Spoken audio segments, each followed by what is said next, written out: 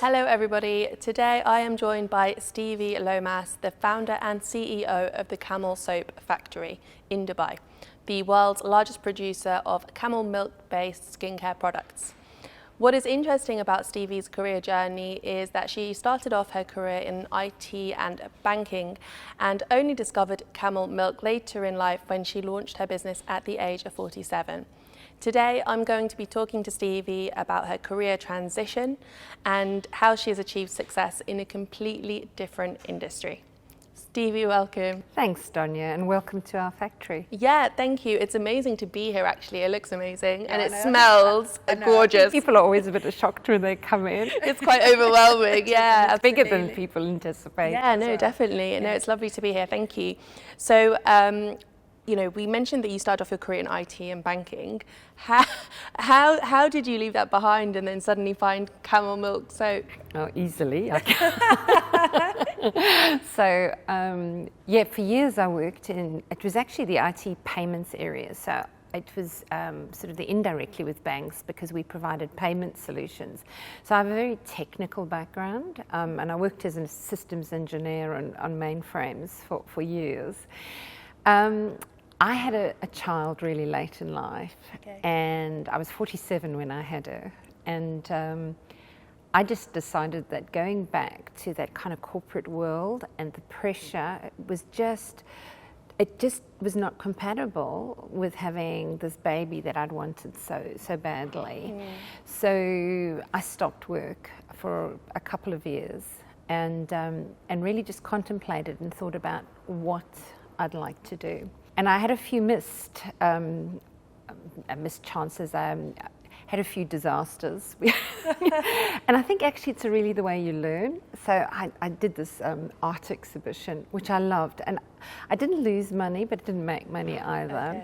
But I loved it, and it was really interesting. And then my sister and I thought we'd try shoes, and we tried shipping shoes from China via Dubai to South Africa, where my sister lives. And that was not a success because I discovered you really need to know the shoe industry. So it was like trial by error. Yeah, you know, and it's how you learn. You find something, you think, gosh, this could be interesting, and you've kind of got to plunge yourself into it.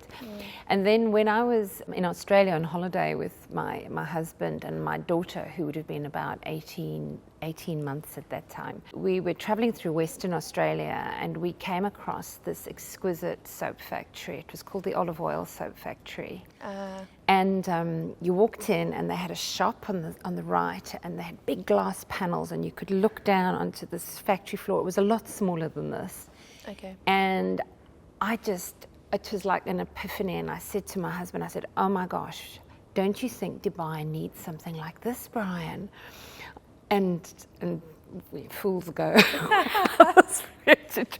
and I thought, marvelous idea. And I'd already been mulling with this idea of making soaps with camel milk, because I used a lot of natural soap products already. And all of a sudden it just kind of came together, and I thought, what we need is a place like this in Dubai, and we're slowly starting to get to it. We get a lot of tourists here. We do a lot of education with kids coming through. So it's still not my complete dream of a big glass panel looking down onto the factory but it's very close. What was the process like, learning about it? I Googled best soap maker. Google's the answer, yeah.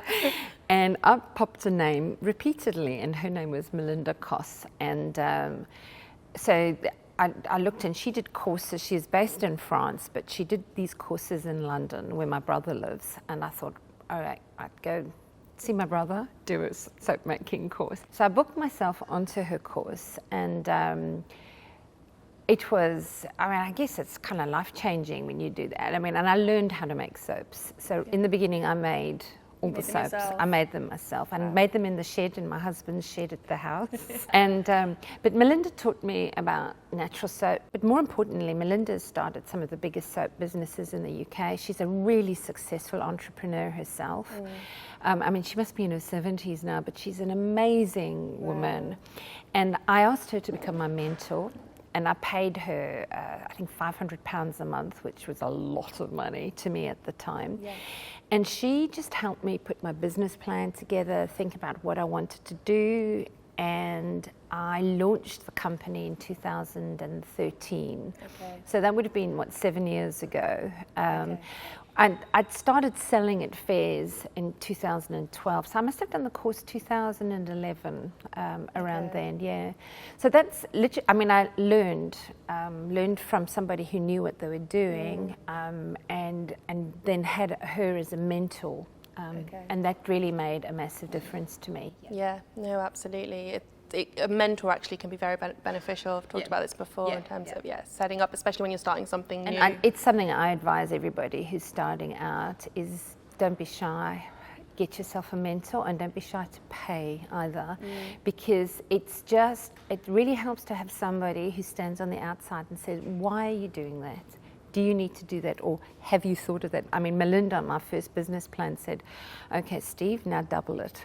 And I went, what do you mean? I said, I've costed this really carefully. And she went, Steve, from long experience, I can tell you now that you need to double. Whatever you think you need, you'll need double. Double. That's a good tip. And actually, I was going to come on and ask you, for anyone that's watching that might be contemplating a career transition, what advice you would give them, just given your experience, because you kind of plunged yourself into something completely different.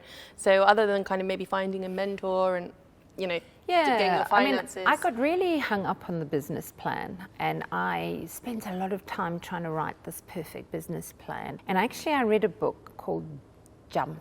I think it's called Jump, and I have no idea who wrote it, but I can look it up for you. And that was life-changing for me, actually, because I read this book, and it's all about sometimes you just need to go for it, which is kind of not what you're told by everybody.